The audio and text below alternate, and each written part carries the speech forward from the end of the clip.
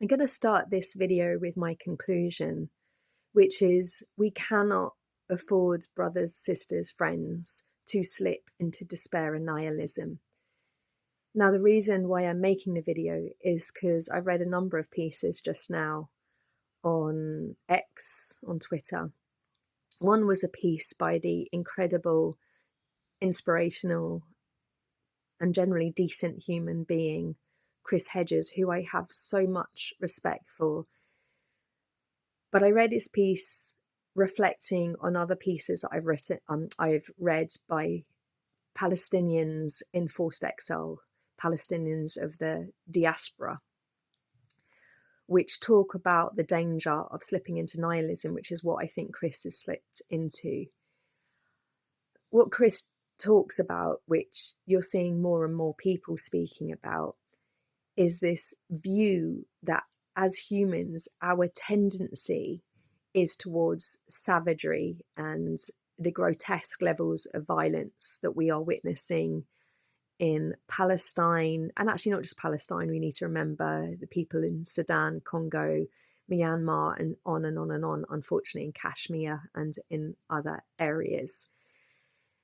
I absolutely believe as human beings that our tendency is towards good. And the reason why I think that is because there wouldn't be so many movies made where you have an underdog that we universally root for because we oppose the horrors inflicted on whatever the empire that might be, thinking about Star Wars, or other individuals that are cruel, the bullies.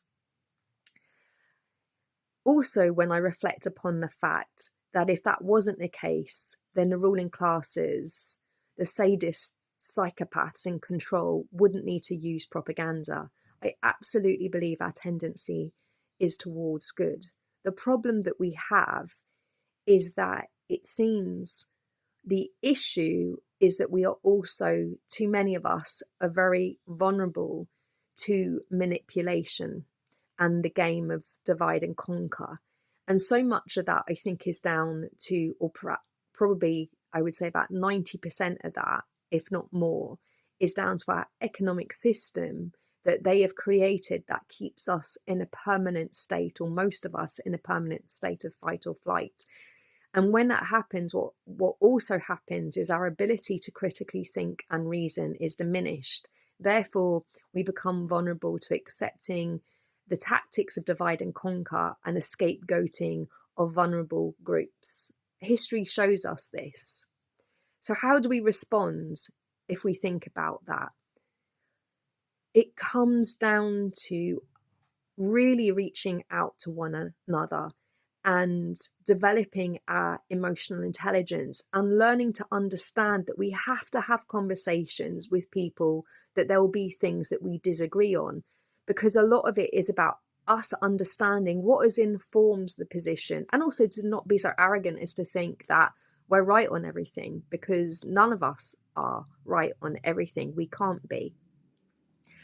So I think that this is what it comes down to, is reaching out to one another. And the antidote to what we are seeing is building community, supporting one another with what we are individually able to do. So some people, it might be that we support something financially, with others it's making other contributions, but reaching out to one another to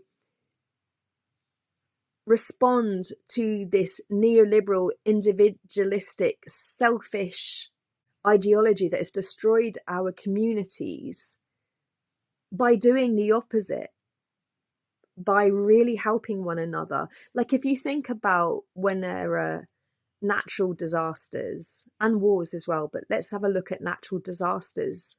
The first thing that happens, yes, there is a tiny percentage of people who will exploit that.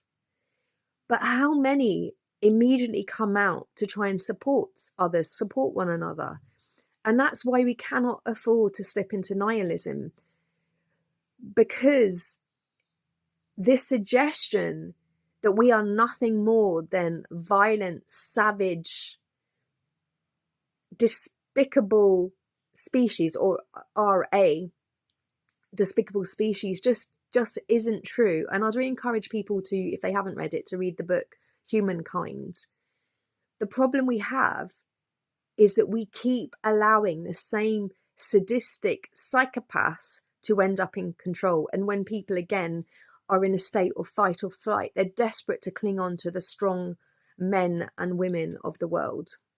So I encourage you all to think about, how can you reach out to someone? Because in that we will also find resource. As we build community, we find resource, we find solidarity, we find fellowship. And when we are able to unite in this way and reach out to one another and support one another and hold one another, within that we find all the resource that we need to keep moving forward and to dismantle these structures that dehumanize all of us, and to bring about a kinder world in which we can all thrive, that none of us lose in. We have got to stop allowing damaged human beings to take control of everything. And at this time, the greatest threat to all of us, along with our economic system, and something that was born from that economic system, is Zionism. Zionism is no different to Nazism and all the other fascist ideologies before it. So this is an incredibly long video, so if you got to the end, well done. But I just wanted to share that because I think it'd be really sad if we accept that we are so evil and broken and despicable as a species, when we can be so much better if we're just brave enough. So thank you, and as always, free Palestine.